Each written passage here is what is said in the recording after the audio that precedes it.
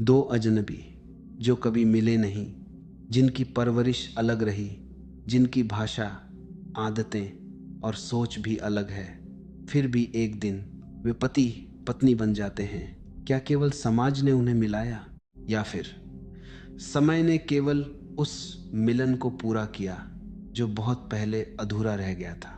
ओशो कहते हैं, मनुष्य केवल शरीर नहीं है। शरीर तो हर जन्म में बदल जाता है, लेकिन चेतना अपने अनुभवों की सूक्ष्म छाप साथ लेकर चलती है। इन छापों को कई परंपराएं संस्कार कहती हैं। संस्कार यानी वे अधूरे कंपन जो समाप्त नहीं हुए।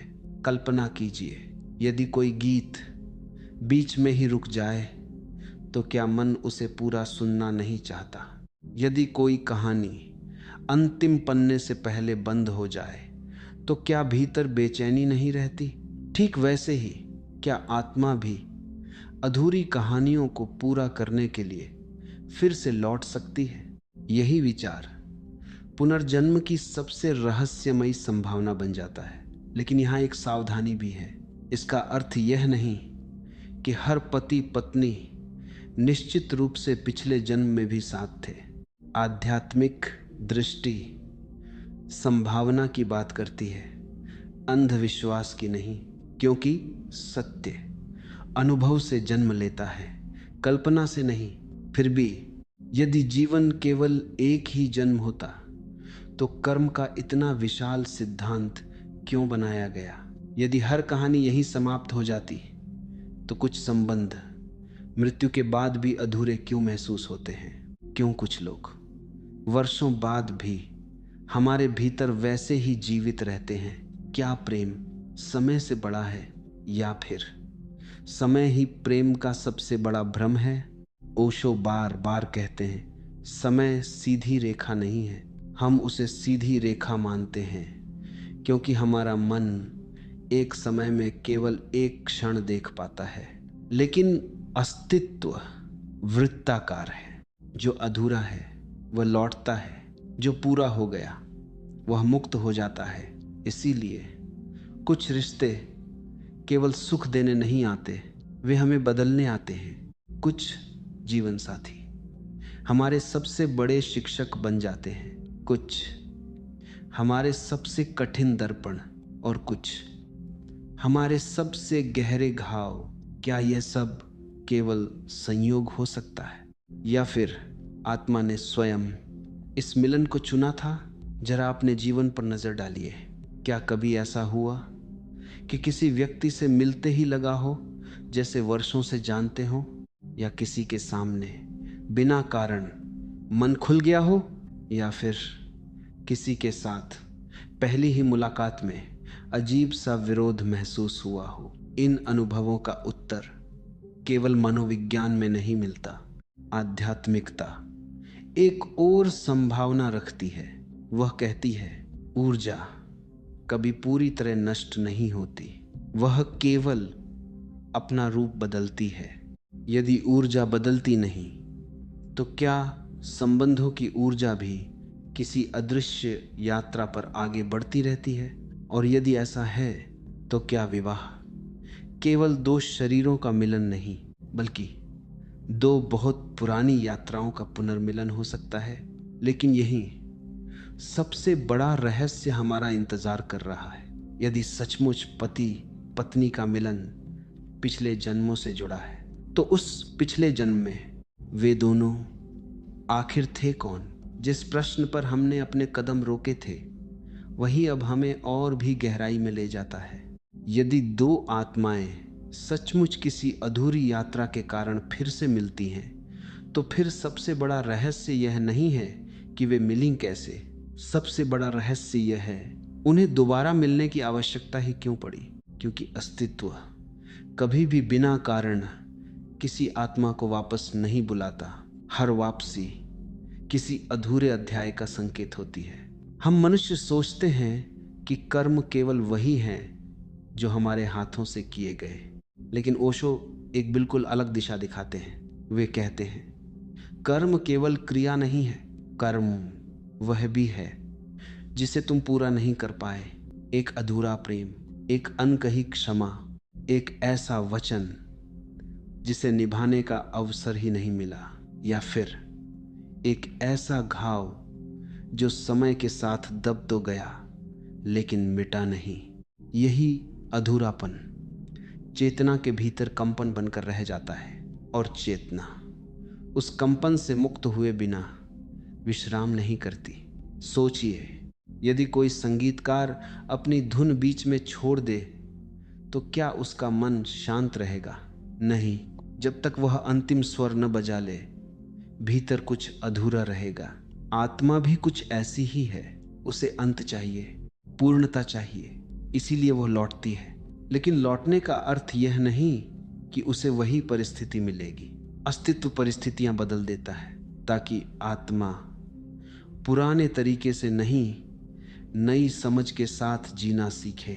यही विवाह एक साधारण सामाजिक संबंध से कहीं अधिक गहरा हो जाता है, क्योंकि कई बार पति या पत्नी हमारे जीवन में सुख देने नहीं आते, वे हमें वहां छूते हैं जहां अभी भी अंधकार बचा हुआ है। क्या आपने ध्यान दिया है, कुछ दंपतियों के बीच बिना किसी बड़ी वजह के भी बार बार वही विवाद लौट आता है। वे सुलझाते हैं, कुछ दिन सब ठीक रहता है, फिर वही बात, फिर वही पीड़ा, मानो कोई अदृश्य वृत्त बार बार दोहराया जा रहा हो।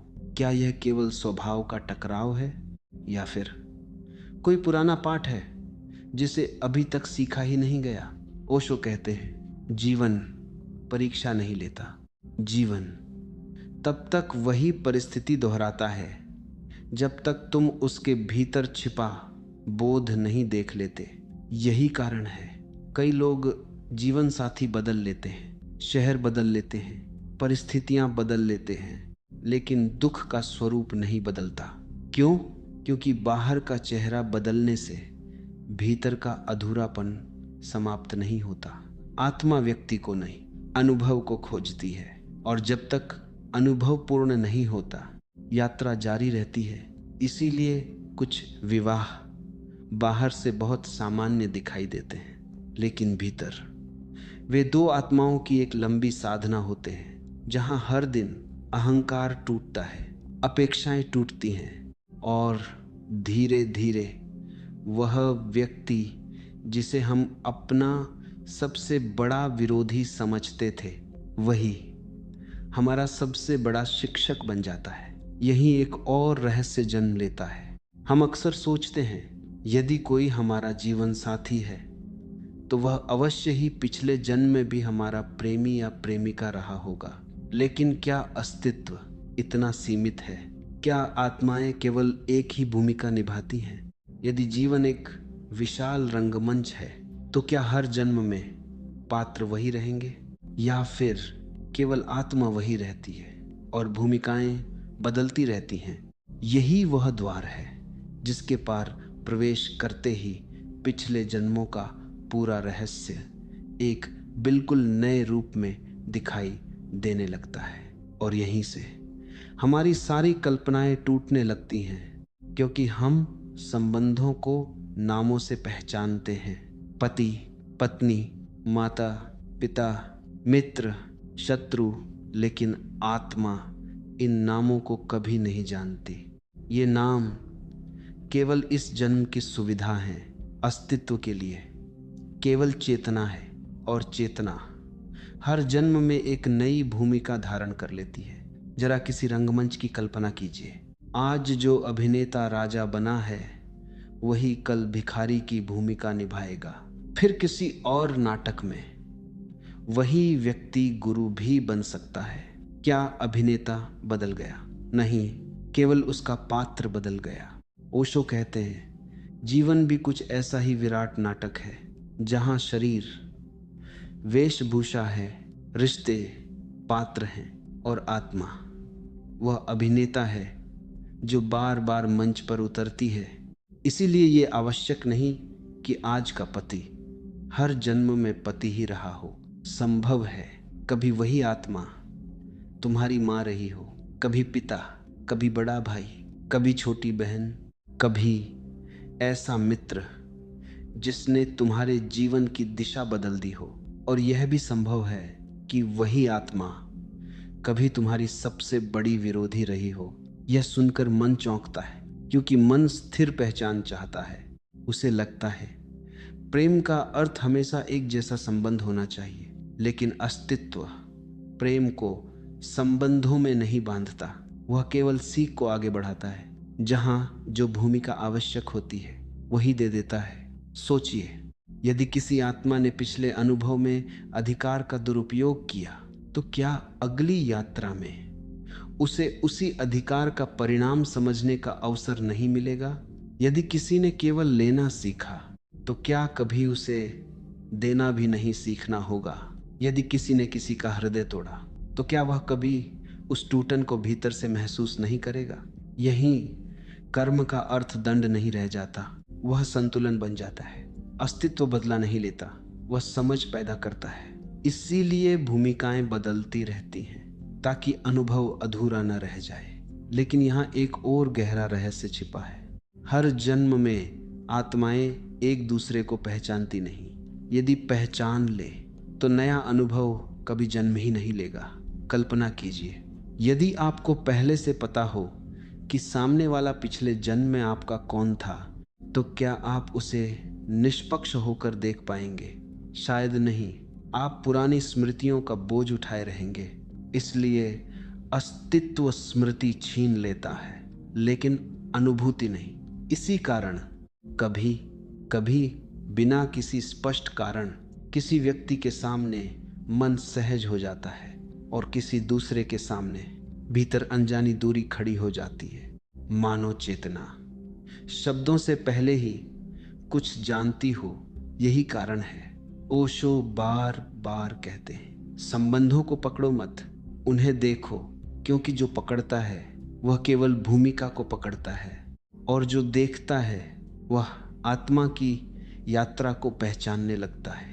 यही विवाह का अर्थ भी बदल जाता है।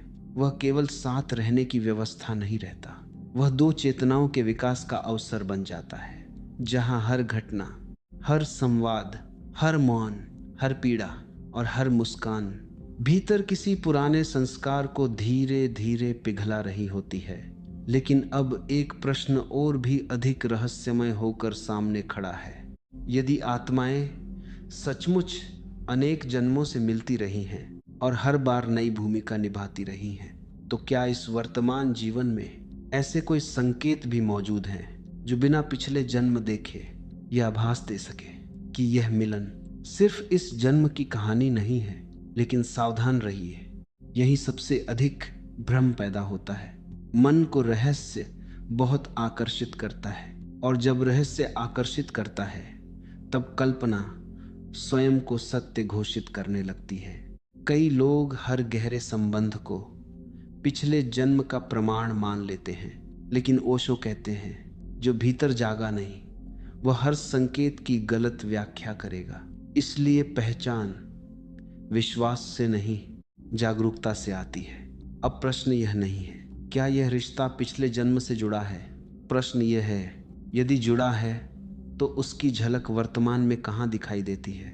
ध्यान से देखिए, कुछ रिश्तों में शब्द बहुत कम होते हैं, फिर भी समझ बहुत गहरी होती है।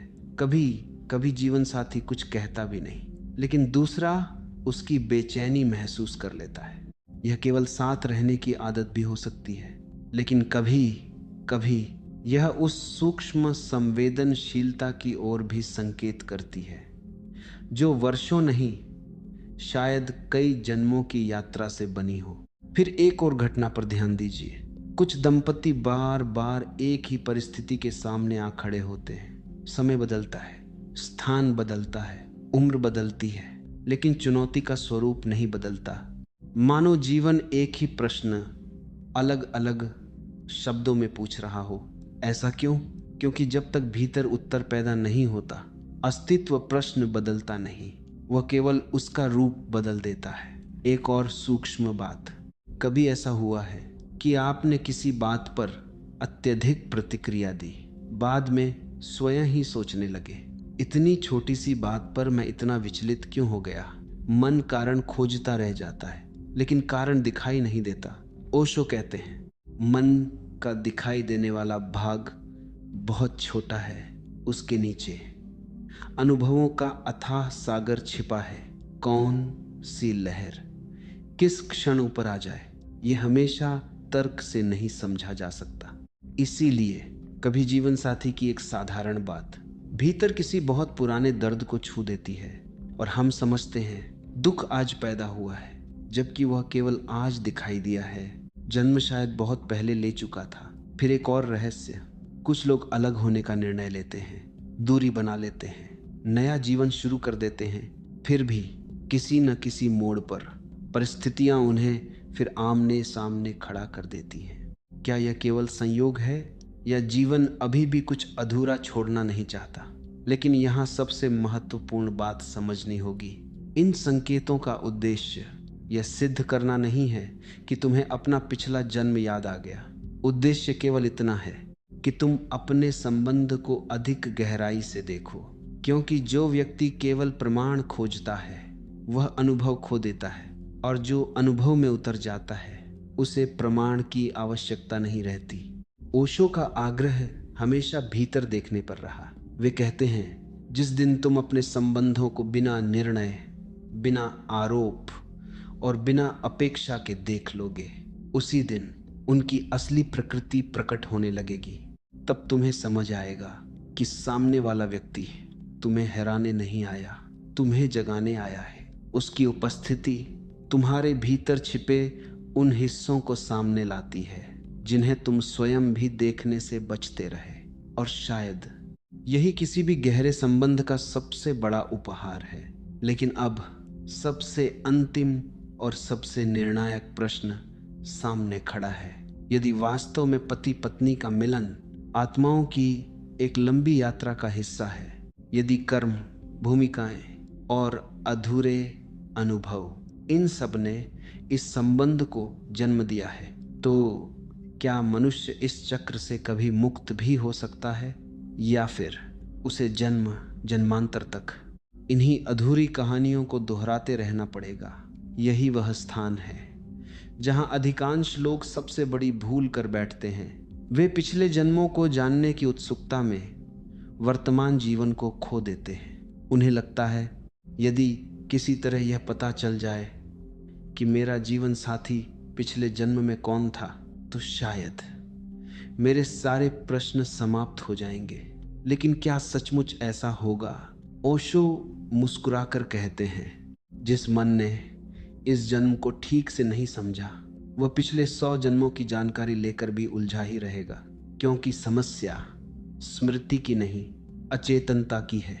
मान लीजिए आज आपको कोई यह बता दे कि आपका पति या आपकी पत्नी पिछले जन्म में भी आपके बहुत निकट थे।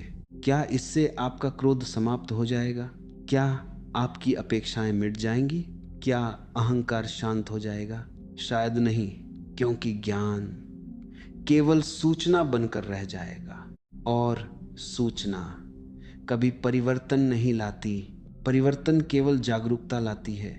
यही कारण है ओशो बार बार वर्तमान क्षण पर लौटने की बात करते हैं। वे कहते हैं अतीत चाहे इस जन्म का हो या किसी और जन्म का, वो समाप्त हो चुका है। जो जीवित है वह केवल यह क्षण है, और इसी क्षण में तुम अपने कर्मों की दिशा बदल सकते हो। सोचिए, यदि हर विवाद के समय तुम जीतने के बजाय समझने का प्रयास करो, यदि हर शिकायत से पहले अपने भीतर झांको, यदि हर प्रतिक्रिया से पहले एक क्षण के लिए मौन हो जाओ, तो क्या वही पुराना चक्र चलता रहेगा? शायद नहीं, क्योंकि कर्म घटनाओं से नहीं, तुम्हारी चेतना से बनते हैं। चेतना बदलते ही वही घटना एक नया अर्थ ले लेती है। यही विवाह की सबसे गहरी साधना है। जीवन साथी को बदलना नहीं, स्वयं को देखना, क्योंकि सामने वाला तुम्हारी परीक्षा लेने नहीं आया, वह तुम्हारे भीतर छिपे उस हिस्से को सामने लाने आया है जिसे तुमने वर्षों से अनदेखा किया। जब यह समझ जन्म लेती है तो दोष देना धीरे धीरे समाप्त होने लगता है, और जहां दोष समाप्त होता है वहीं से प्रेम का वास्तविक जन्म होता है। ऐसा प्रेम जो अधिकार पर नहीं टिका, जो भय से पैदा नहीं हुआ, जो अपेक्षाओं की भीड़ में नहीं खोया, बल्कि जो स्वतंत्र है, क्योंकि स्वतंत्र प्रेम ही बंधन को साधना में बदल देता है। और तब पति पत्नी केवल एक घर साझा नहीं करते, वे एक दूसरे की चेतना को विस्तार देने लगते हैं। उनकी बातचीत, उनकी खामोशियां, उनके मतभेद, यहाँ तक कि उनके संघर्ष भी धीरे धीरे जागरण का माध्यम बन जाते हैं। शायद इसी क्षण पुनर्जन्म का सबसे गहरा रहस्य भी समझ में आने लगता है। मुक्ति किसी पिछले जन्म को देखने से नहीं आती। मुक्ति हर अधूरी प्रतिक्रिया को यही समाप्त करने से आती है, हर अनकही क्षमा को यही व्यक्त करने से आती है, हर टूटे विश्वास को यही प्रेम में बदलने से आती है। और जब किसी संबंध में अब कुछ भी बाकी नहीं रह जाता, न शिकायत, न प्रतिशोध, न स्वामित्व, न भय, तब आत्मा पहली बार हल्की हो जाती है। शायद तभी उसे लौटने की आवश्यकता भी नहीं रहती।